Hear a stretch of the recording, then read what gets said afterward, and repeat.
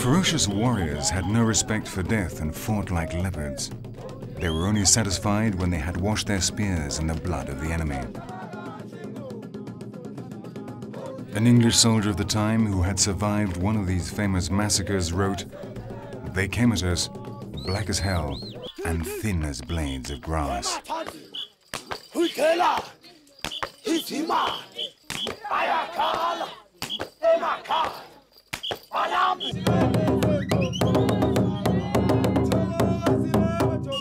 These dances were performed before battles to fill the warriors with courage and the enemies with fear, as they could hear them from a distance, their stomachs churning with fear.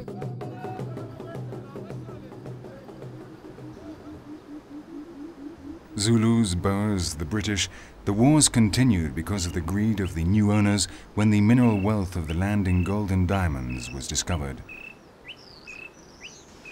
This boundless financial ambition and the English dreams of empire reached their extreme with a man who in 1881 owned 90% of the world's diamond mines.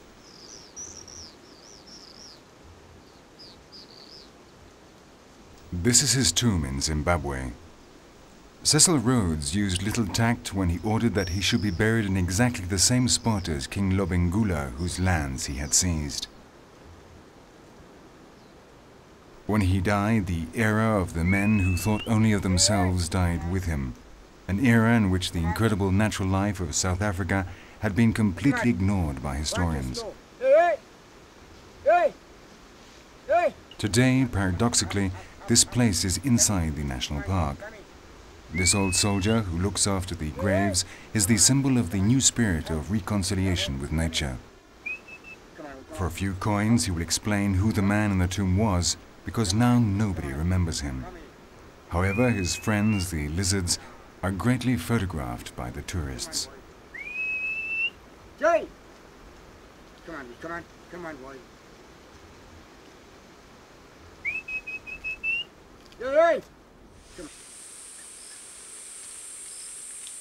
All this violent history of this part of Africa, with ever more powerful peoples invading each other to try to gain control of these rich hills, with armies camped all over the place and hunting constantly to supply the troops with meat, had a profound effect on the local fauna.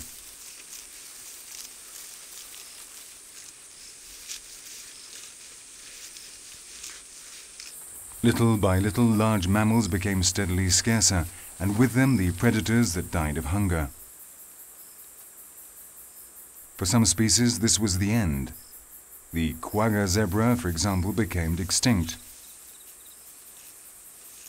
Then a conservationist conscience began to appear, and this has made South Africa one of the prime motors of sustainable development in Africa.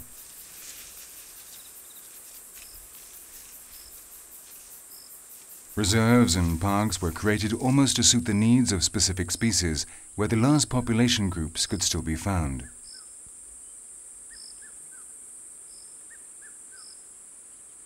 The importance given to these star species favored other species too, as their territories were protected, and little by little the situation improved. In Zululand alone, there are 80 protected areas for wildlife.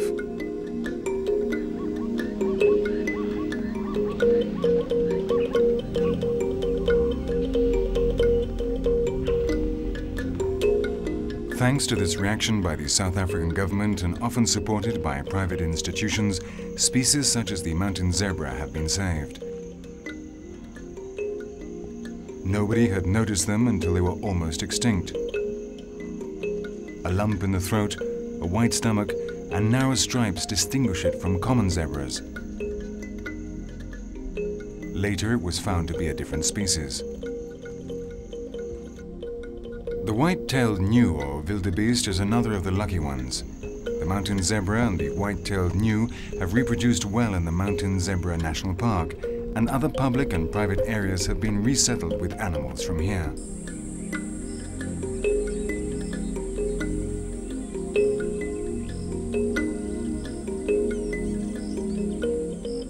The controlled hunting of selected animals makes profits which are reinvested in the park.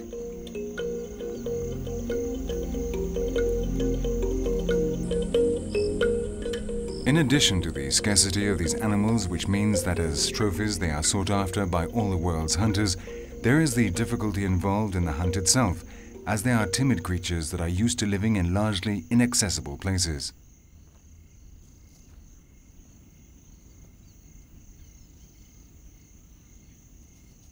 Curiosity also attracts nature lovers from all over the world who want to take a photo home of some of these most unusual species.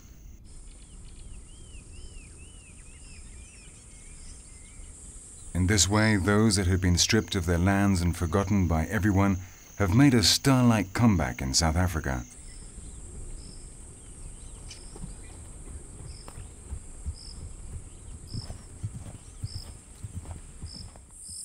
Something similar happened with the bontebok and the topi, two antelopes which were highly sought after for their meat.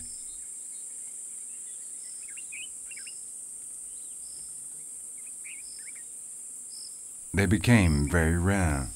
The bontebok was hunted to such an extent that it was only saved from extinction by a farmer who protected it on his lands.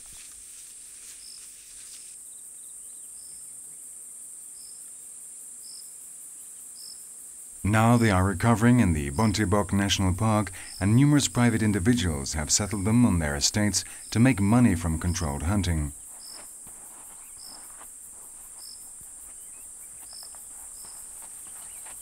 Now, all of a sudden, everybody seems to have realized that looking after wild animals is not only morally right, but also attractive in a business sense.